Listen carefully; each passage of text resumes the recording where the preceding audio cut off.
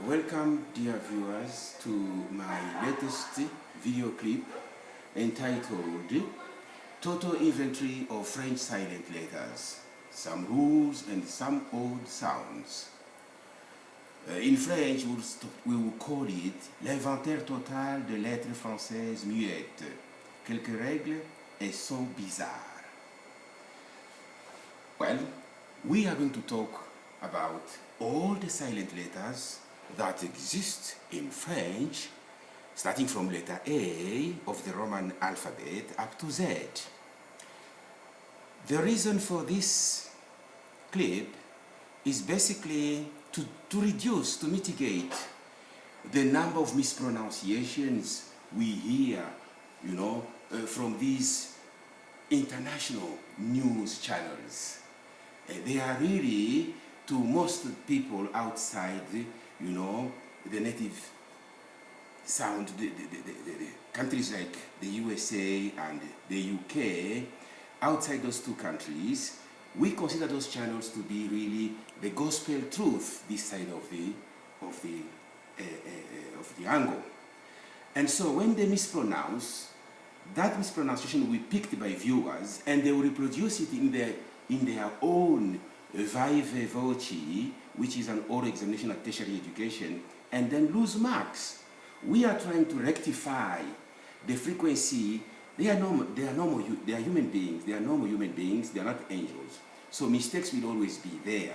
All we are trying to do here is to reduce the amount of mispronunciation. The frequency should be less. There is nothing like perfection on this planet. So, yes, I wouldn't name them, but the international news channels, the greatest, are considered as gospel truth here. Whatever they say is swallowed wholly, without a question. They may be called BBC, VOA, CNN, but the presenters, the newscasters or the newsreaders, especially at prime times, are human beings too. We know it is a commendable job they are doing, but from time to time, they are human beings. They do mispronounce. We want to reduce that kind of situation to the viewers. That's why we have presented this clip today. We will be skimming, since at the end of this presentation, we will attach a comprehensive, content of everything we are supposed to do about the French silent letters. So the methodology here will go letter by letter from A to Z. Odd sound should be there, and we should explain why they are odd sound, not respecting the original sound of each letter. So during our skimming of the presentation, we will just be picking 1 or 2 rows per letter, and we proceed like that. We will invite you instead to peruse the contents at your own convenience, since there will be an attachment. This attachment will be there for you to peruse at your own convenience. We are talking here about, silent letters in standard French. Every language has got 2 aspects. There is what we call a more prestigious form of the language and a less prestigious form of the language. Even in France itself, pupils are taught this language from nursery up to the university. The same with English. The native speakers learn this language, the standard form of the language, at school. So there is nothing elitist here. There is no elitism. It is just the normal thing. We are not working in an ivory tower. There is no elitism here. It's just the normal thing that we encounter at school. All textbooks are written in standard French, standard English. And this is the type of English, the type of French we are trying to say we should avoid mispronouncing. So, as you can see, why do we have to do this? Well, to communicate with other fellow Africans. Here in Africa, over the 54 countries, 29 are French-speaking.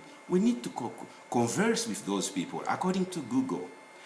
Internationally speaking, globally speaking, French is the second most studied language after English. So we need always to come into contact with the other people. As for the symbols used in this presentation, any red lettering would mean indirectly that that letter should not be pronounced. That's symbol number one. Anything you find inside the two slant lines would mean actually, not even imply, would denote the pronunciation. Coming to number three, the English translations, I can say translations or translation, it's just okay. And English translations are inside round bracket, like that. And then, of course, we have already talked about the red lettering representing silent letters. Even if it is the pronunciation, you don't have to pronounce it. Two slant lines would mean pronunciation. And so, anything that you find inside normal, not the, italicized brackets, are optional letter sounds. You may pronounce them or delete them.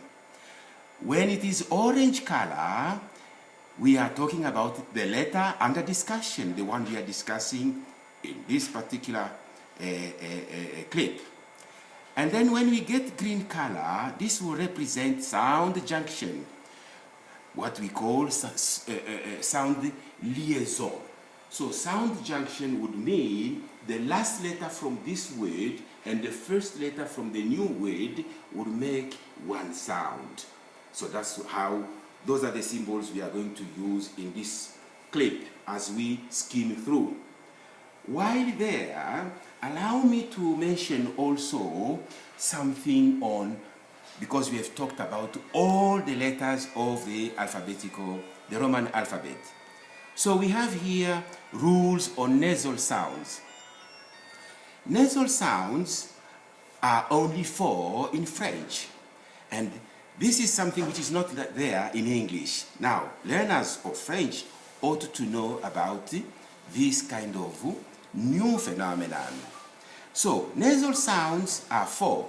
On, un, and un. For example, you can create your own mnemonic sentence, like here, on vend un train. On vend un train. That's 4. You can create your own phrase, not even a sentence. Un long gingembre. So, that one too has got 4 nasal sound. I wish to tell you that we won't spend any time there because there isn't simply one silent nasal sound in French. You see them, you pronounce them. Thereafter, we come to, their English translations are inside the italicized round brackets.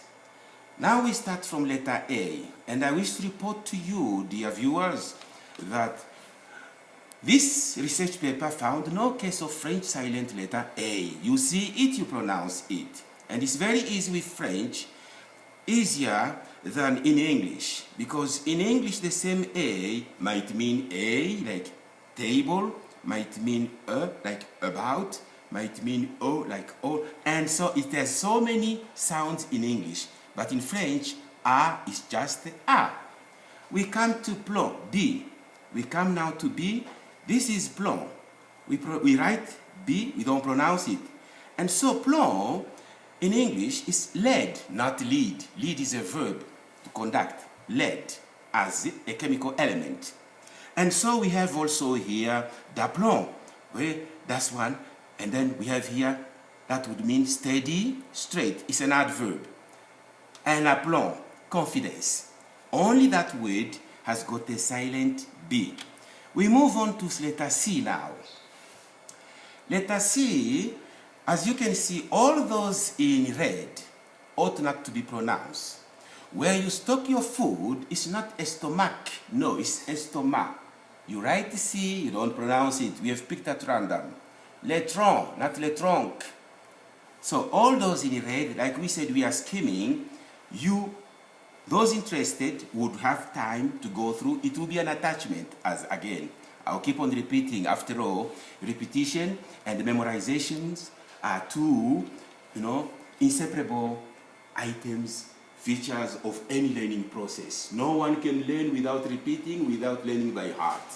Those are the two essential, indispensable, components of any learning process. We come now to that we have skimmed. And so, por alone is silent C there. But when we come to the junction, it now becomes pronounceable, audible. For example, here we should say porc épic, porc épic. But just in isolation, it's le porc when you walk into a butchery. And the same thing here. You see, we have book. Of course, book is always audible. A male, a he got. Then when the next word starts with a vowel, they will form one sound, bouc émissaire, bouc émissaire. And so this is what we call sound junction, sound liaisons. Okay? And so now we come to letter D. Letter D, at the end of a word, is normally silent, always. So here we should say boulevard. We read up to the letter before that D.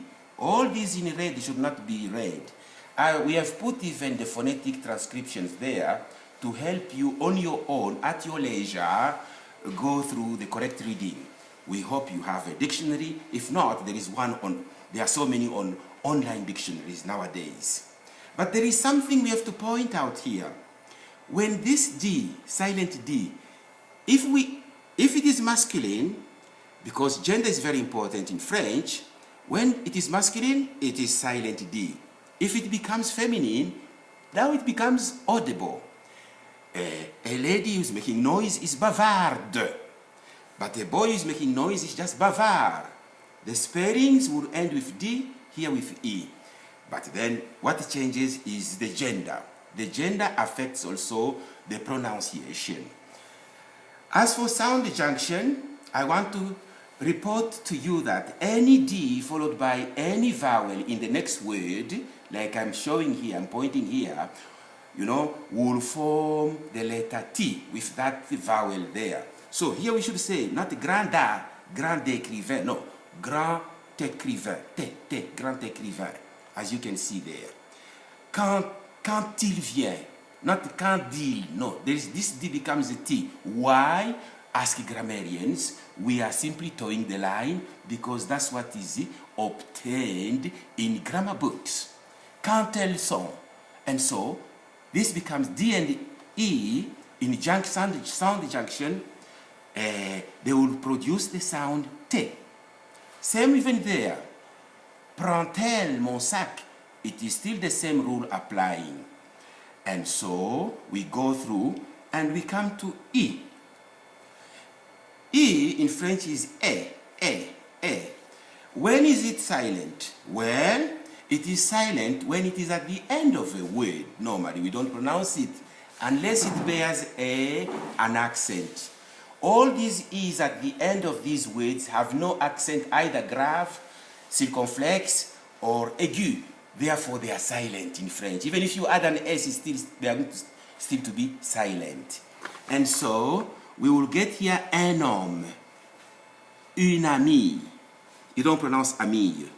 And then le couple, just like that. And the rest is the same. We have agreed we should be skimming through. You are interested, you will have the whole page or all the pages at your disposal to go through at your convenience. These are now adverbs. There is another rule. When there is ma, the suffix ma, for the formation of adverbs, if before them there is another E without an accent, don't pronounce it generally speaking. You skip it in the sound. So it's not politiquement, no, it's politiquement, like that. Établissement, fondamentalement, like that. Chaudement, not froidement. No, we don't pronounce this because they bear no accent, like that. And then we come to this one here. As you can see, they are inside, no more round bracket, optional. It's up to you to say peloton or peloton. Peloton or peloton. It's up to you to say au revoir or au revoir.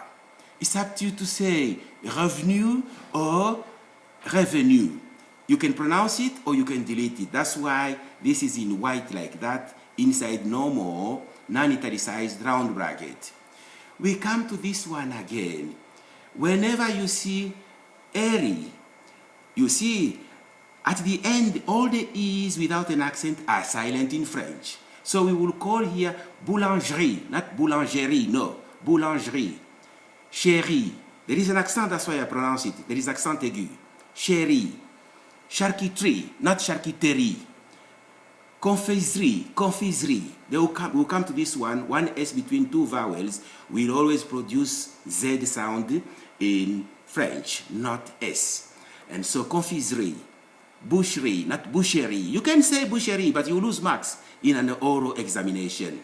Ménagerie. Their explanations are below there in English.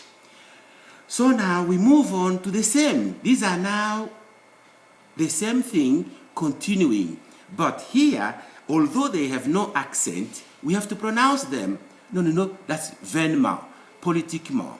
And so we come to this. Matelas, not matelas, no, matelas, matelot, canton, canton, not caneton. That's because they have no accent. And then, should this ma be preceded by an A, which has got an accent aigu, pronounce it like it is here. Précisément. Intensément, because this E has got an accent. It goes on like that. And this other E also has got accent grave. It's like a gliding A sound, like saying A several times, la crème, like that. Even this should be also read. La règle, le théorème. You see, because it has got an accent. That's why you pronounce it. We come to F now. With this F, it is also silent in certain words. For instance, when you say chef d'œuvre, you don't say chef d'œuvre, you say chef d'œuvre. When we have one animal, this is an animal, the cow, or should we say the bullock. When it is one, we say le bœuf. When there are many, we simply say le bœuf. We don't pronounce the F. When it is one, we say un œuf. When there are many, we say le œuf.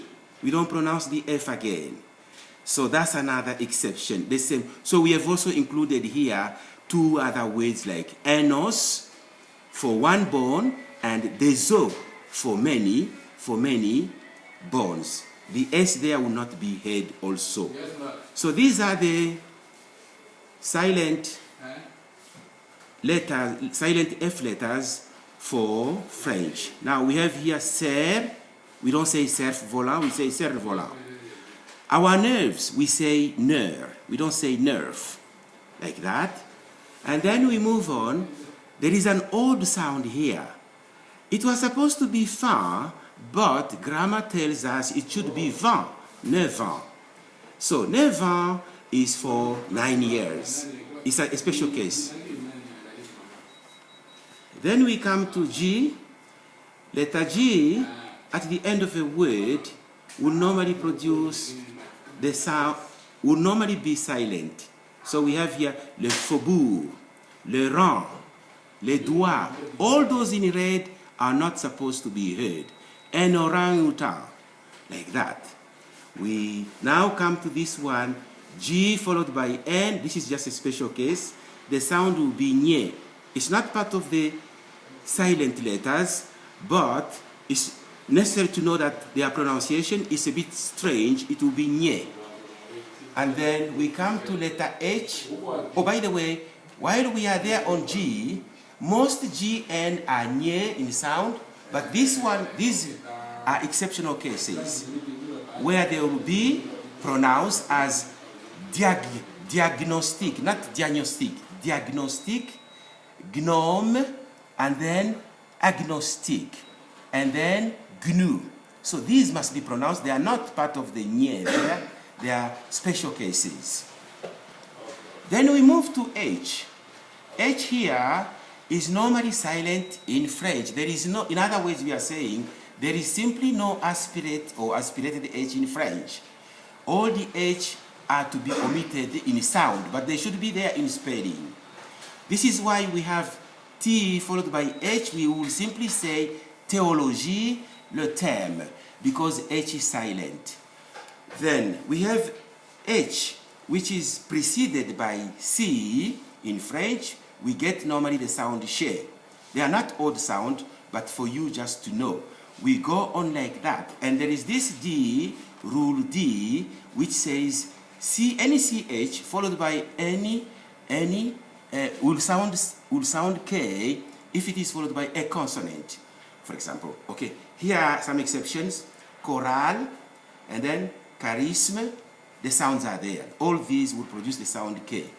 This is the rule I was trying to say. When CH is followed by a consonant, it is only pronounced as K. So chlorophylle, chrétien, and so on. A few exceptions are here. When you say shang, that would mean like this, to stink, and then stoei, that's gonorrhea, stoei.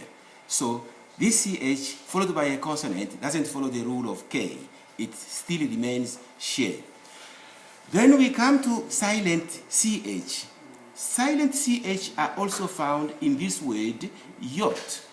It's the same sound also in English, and fuchsia, a flower. So this is why, while we are there on H, French people find it difficult to pronounce Mohammed. They will pronounce simply Muhammad, or they will say Ahmed. They are not really familiar with aspirate H, so they should be forgiven when they pronounce Muhammad rather than Muhammad, because aspirate H are simply not there in French.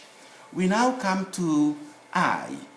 I is silent when before it, when it is preceded by E. This is not rain, it's simply rain. It's not tres, no, it's tres. It's not seigneur, no, it's not say, it's simply seigneur, like that. But if the E bears an accent like this one, accent aigu, then this E should be heard as séisme. And there is also another accent aigu here.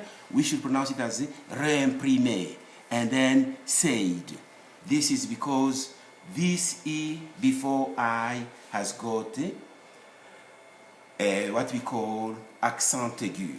So we can go on like that. While we are on E, let me say something very important. Any E followed by any vowel should sound ye.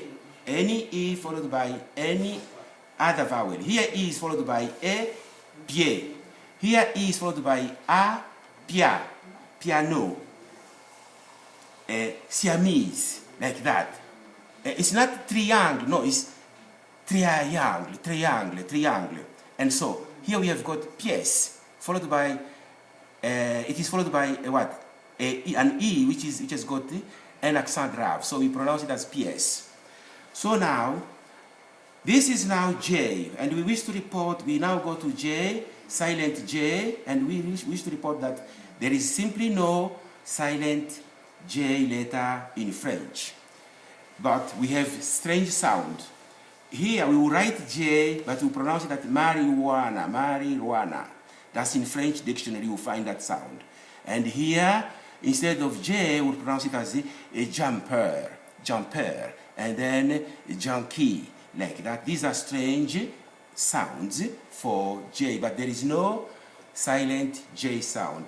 So, for the time being, before we proceed, I want you to bear with me until we come to the next part, which is part 2.